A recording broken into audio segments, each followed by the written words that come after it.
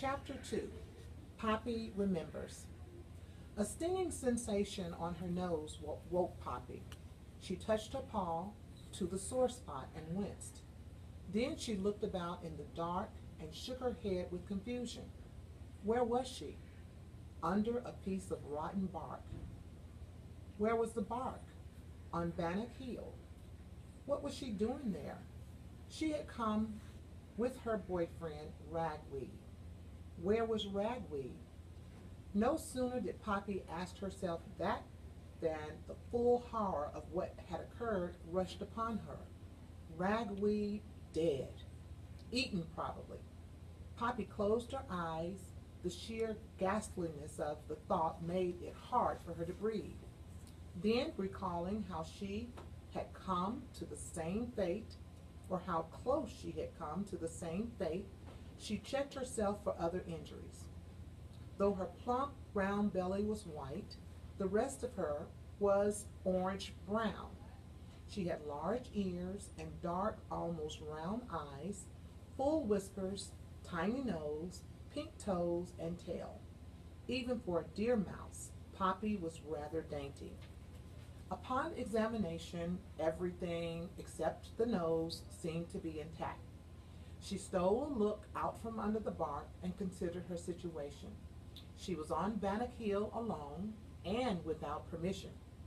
Oh, how she wished she were home. From her earliest days, just a few full moons ago, her parents had been teaching the litter about Mr. Ocax. She recalled how they had lined all 12 of them up to take instruction. Mr. Ocax has been about for ages, her father Longworth lectured in his stern voice. He was a rather stout fellow with elegantly curled whiskers and a slightly protruding front teeth.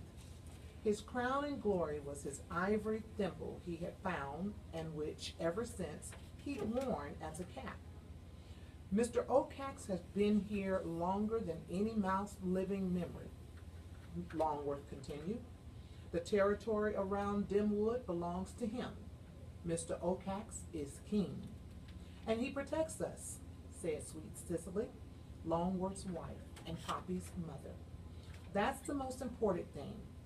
Sweet Cicely was a small creature even for a deer mouse, with soft white eyes and a nervous habit of flickering at her ears with her paws as if they were dusty. Protects us from what? Poppy remembered Ragweed asking.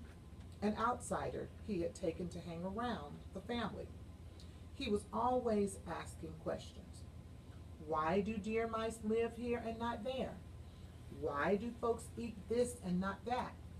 Why is your fur dark on the top and white on the bottom when mine is golden? Why couldn't it be the other way around? Though these constant questions could be irritating, Poppy had to admit that she'd often wondered about the answers. Curiosity, however, was not something her parents encouraged. Poppy admired Ragweed's persistence. Mr. Ocax protects us from creatures that eat us, Longworth answered gravely. Raccoons, foxes, skunks, weasels, stoats. One by one, he displayed pictures of these animals. Most importantly, he protects us from porcupines like this one. He held up a lurid picture of a huge black-nosed beast covered with gruesome spikes. Blood seemed to drip from his snarling mouth. The young mice grasped in dread. Porcupines are our particular enemy, Longworth insisted. There is nothing porcupines won't do to catch a mice. What would they do with us then? Acorn, one of Poppy's sisters, asked in a trembling voice. First, they shoot their barbed quills into you, Longworth said. Then they trample on you, Sweet Cicely added. Finally, Longworth concluded, they break you into little bits and gobble you up. Now it was terror the young mice felt, all except Ragweed. Longworth, he demanded, other than that picture, You ever seen a porcupine? A real one? Not precisely, Longworth snapped, but let me tell you something, Ragweed. I'd be more thrilled to get through my whole life without ever seeing one. After all, Mr. Ocax has seen a porcupine, often, in private conversations with me, mine. These are actual personal experiences I can verify. He informed me that the porcupines are not only extremely dangerous, but are devilishly sly. Take note that this judgment comes from a powerful man-eating bird. The point is, Mr. Ocax protects us from porcupines, and he, in fact, who is the kind enough to educate us about them as well as supply these pictures. Then how come you have to worry about this dude Ocax too? Ragweed pressed. Struggling to control his temper, Longworth tapped his thimble cap down over his forehead. Fuming, he replied, Mr. Ocax protects us from vicious porcupines only when we accept him as our ruler. That's why. All he requires is that we ask his permission whenever we move beyond the immediate area of Grey House. We have the freedom to go all about the old orchard up to Glitter Creek. We can do the same for the Farmer Lamont's field, at our own risk, of course. Life is full of danger. Go beyond, however, and we need to get Mr. Ocax's permission. What's the reason? Ragweed persevered. Sweet Cicely, brushing her ears, sighing with exasperation. How Poppy, her own daughter, could take up with such an ill-mannered ruffian was beyond her understanding. All the same, she said, Ragweed, Mr. Ocax has patiently explained to my husband, we need to know if we're moving beyond so we won't make mistakes for the porcupines. Asking permission is a small sacrifice to pay for our safety. Longworth nodded his agreement. That owl, he pointed out, has incredible vision and hearing. He can hear and see anything, even in the dark. And it's a good thing, too. Porcupines prowl at night, moving like lightning. Mr. Ocax says, shoot quills without asking questions, kill without mercy. No, my boy, we don't argue with Mr. Ocax. He's our protector. If we disobey him, break his rules, and I can't say I blamed him either. He gets upset. What'll he do then? Asked Leaf, one of Poppy's brothers. He'll eat you, Longworth replied briskly as he put away the pictures of the porcupine.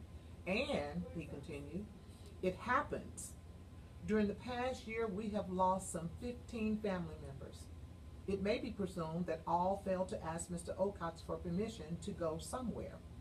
The children were shocked into silence. Ragweed, however, spoke out again. Hey, Pops, didn't I hear you say porcupines are huge? You saw the picture, Longworth responded. And don't call me Pops, it's common. So them porcupines are bigger than us, right? A lot bigger, Sweet Cicely said, emphasizing the lot. Well, old lady, Ragweed kept on, if them porcupines are so huge and we're so small, and if this dude Owl has such an amazing sight, how come we might be confused? He confused us as mice with them, their dude porcupines. Know what I'm saying? An indignant, Sweet Cicely looked to her husband. Longworth sputtered. Ragweed, for your information, proper grammatically usage is those porcupines, not them there porcupines. And while I'm thinking about it, if you intend on courting my daughter, I'll thank you to groom your hair properly when you get up in the morning. As for that earring you've taken to wear, I don't like it, not one bit. The family is committed to keeping up mice values and is opposed to stupid questions. With that, Longworth stalked away, tail whipping about in agitation. On Bannock Hill, Poppy remembered it all. She also remembered it was Ragweed who insisted they come up the hill, but that they absolutely refused to ask Mr. Olcott's permission to do so.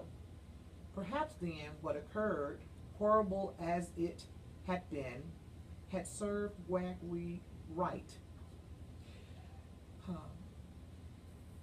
Then and there, Poppy vowed she would never leave home again.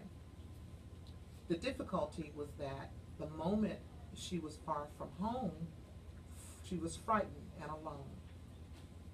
And that's the end of chapter 2. Thank you.